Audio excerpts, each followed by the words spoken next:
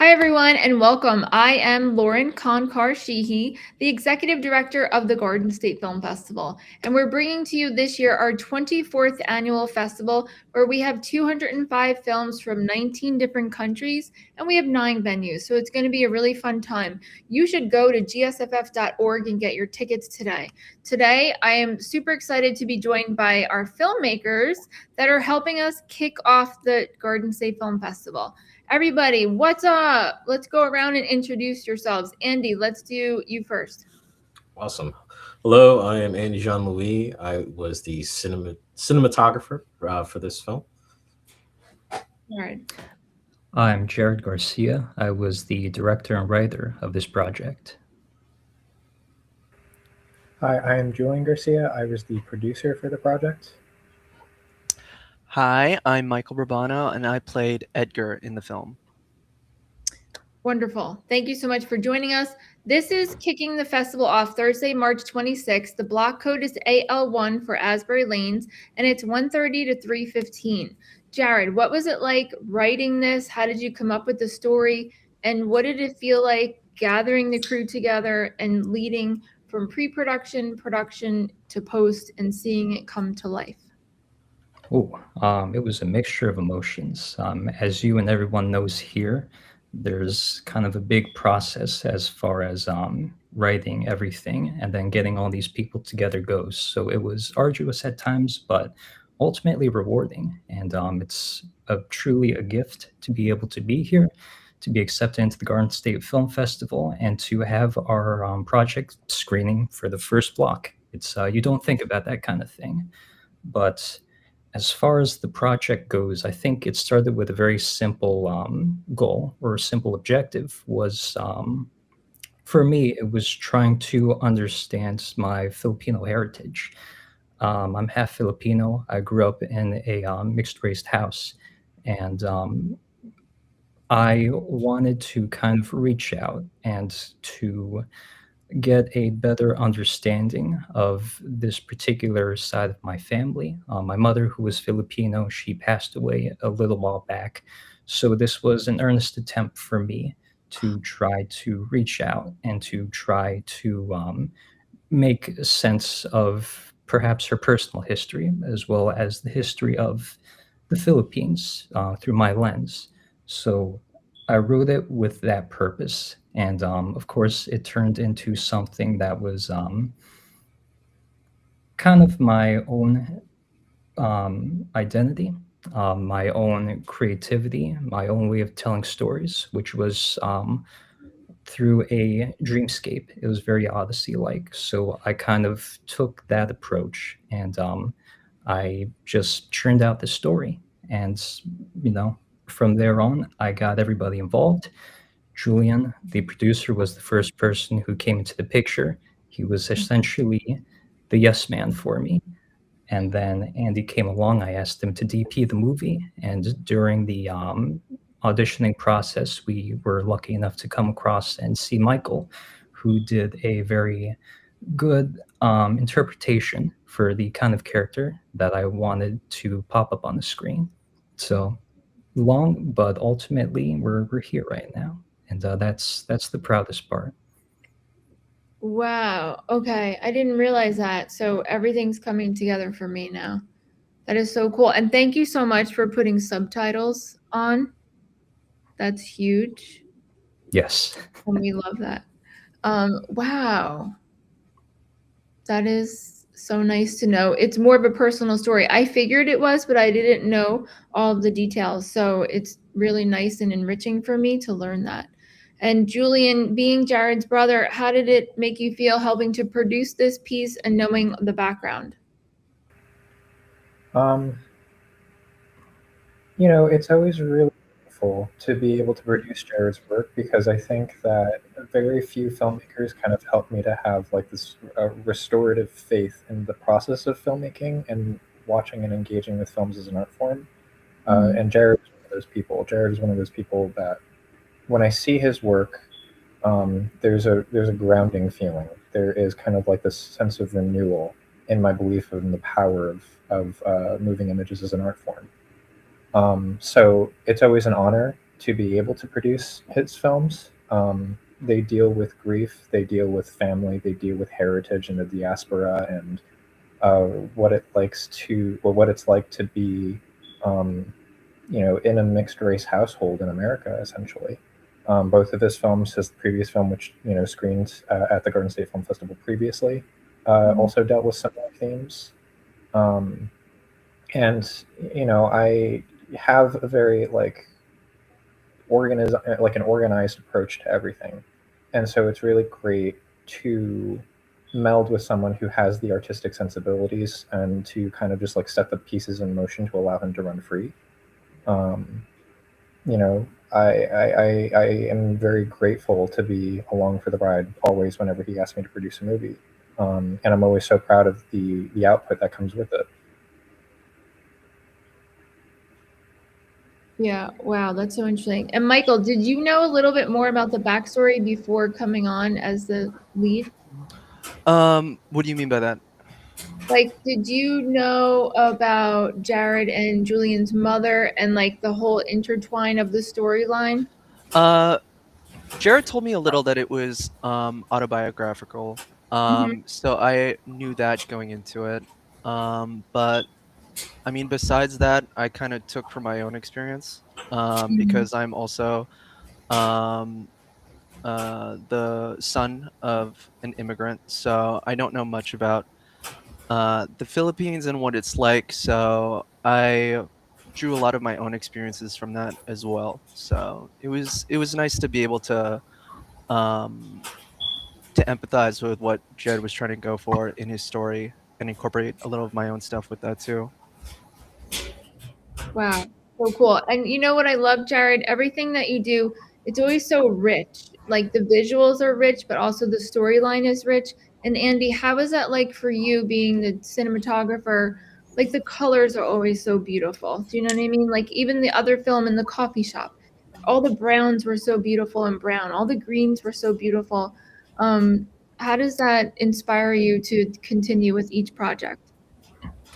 I think it inspires me in a way to always find different techniques and new ways to challenge and push myself as a cinematographer. I think the one thing I really connected to was the immigrant story because I think for me, being born in Haiti and coming here, having the identity of both worlds, I think that's kind of something I saw in this project where um, Edgar is living in so many different lives and so many different worlds, and I wanted to properly show that you know uh, in a very authentic and cinematic way. Definitely working with Jared in pre-production, we sat together and we saw all the different references, and I kind of just dived into that and leaned into it because I think that for me to step into Jared's world and step into his mind and kind of find a way to meld it with mine. I think we were able to achieve the color, the shot framing, and the emotion that we wanted to portray in the film because I think one of the really important things that we all go through is grief, and Mm. showing that emotion throughout the piece, and then eventually coming to acceptance. So I think there were a lot of things on set that were challenges and a lot of things that I had to learn and actually step outside the box and see where we could take it. And then once we finally we wrapped and we started to look at all the footage, I think we achieved that goal. That's amazing. And what was, Jared, what was the translation process like? With regards to the language usage in the film. Yeah, sorry. Yeah. Yeah, no worries. So part of the goal of trying to learn about more of my Filipino culture was actually trying to learn Tagalog, which is the national language in the Philippines. All across the different islands of the Philippines, they have their own native language, but universally for all of them, Tagalog is the main language. And that was actually like the number one motivator for me to write the script because at the time, I think it was early on, I was using Pimsleur app to just try to learn the language. And I wanted to try to immerse myself or get more engaged with it. And being the creative I am, I said to myself, the simplest thing I could do maybe is to just write a script and to try to morph it, use aspects of Tagalog into the script, which is what I did. And a lot of that help actually came through my family. I reached out to a few different aunts. I reached out to my grandma, and they were able to help and take the more poetic dialogue and kind of not trim it down, but kind of reinterpret it, reanalyze it, and make it into something that was straightforward enough, but also spoke to the poeticism that I was going for, while also remaining Filipino at its heart. That's so cool. And what was it like casting for this? Casting, it's I loved the cast that we eventually found. It was initially a very it was a very not finicky. It was a very deep search, a very deep process for the people that we found. But for all those that did eventually come, they captured the spirit and the different aspects of the characters so well. I alluded before to Michael's interpretation to Edgar, and I truly believe that it was exactly what I was looking for. It was the right amount of existential. It was the right amount of detachment. And I think he gave me a note while we were in production, which pretty much sums up the journey that this character endures, which was kind of felt like he was drowning. And that aspect of drowning kind of ties into some folklore that I eventually came across, more specifically Ilocano folklore, with regards to a monster and being in the dream world and having this nightmare dreamscape while also feeling a little pressure on your chest. There was a note with regards to his performance that I gave to him, and he kind of riffed off of that so well. And it was, yeah, character casting and getting actors to play these characters is kind of, I know, the big thing that you look for in projects, but when you get into the nitty gritty of it, it's incredibly fun to kind of see the different characters come out the way you'd really hope. Yeah, it was definitely a good pick. I'm so sorry. No, go.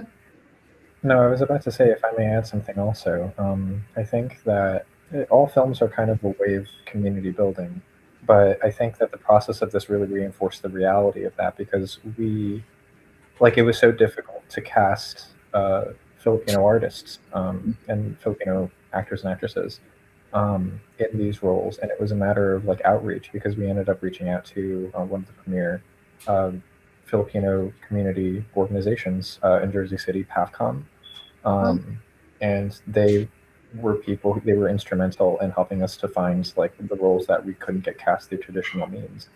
And obviously one of the other leads, Aaron Malamban, was a friend of Michael's, and it was once again just a matter of people reaching out to other people and people kind of just helping us to build this team essentially. And so that was one of the more rewarding processes when we finally filled out those roles because it was quite difficult. But when we found them, we knew that they were the right people. They came blessed with backing of people from the community. And that to be able to work with everybody was a very beautiful feeling. Wow. And I loved the kind of flashbacks and the memories that you have in there. You could feel that it was memories and there was a lingering of sadness, but also not wanting to go back in a way, right? Yeah, absolutely. Dreams and memories are, I think, the most the most in-your-face way, the most intense way of being able to convey so many emotions or convey double meaning.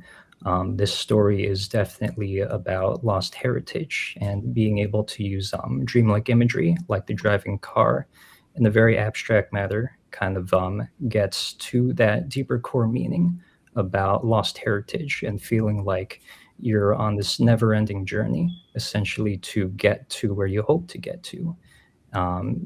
As far as that question goes, it's kind of left up in the air as far as storytelling within that project, within the Chocolate Hills goes. But it's a very palpable feeling, and it's kind of something that lingers all throughout Edgar's scenes, his interactions with his different characters, which are family in a lot of ways. And it makes for a bold and different journey. Very different. Wow. Thank you so much for sharing this with us. Jared, Julian, Andy, Michael, thank you so much. Michael, I love your pillows behind you. Oh, thank you. Thank you. So we're so excited to have this be a part of the Garden State Film Festival kickoff Thursday, March 26th, 1:30 to 3:15. That means you can't go to work. You have to come to the film festival. We'll talk about that later, but go get your tickets today. If you don't have them yet, everybody at home, it's gsff.org. And you definitely want to get your filmmaker panel and the breakfast tickets. And the awards is Sunday, March 29th for everybody who doesn't know that. So we look forward to seeing you live on set in Asbury Park in Cranford, and we'll see you at the movies. Thanks so much. Thanks for having us. Thank you.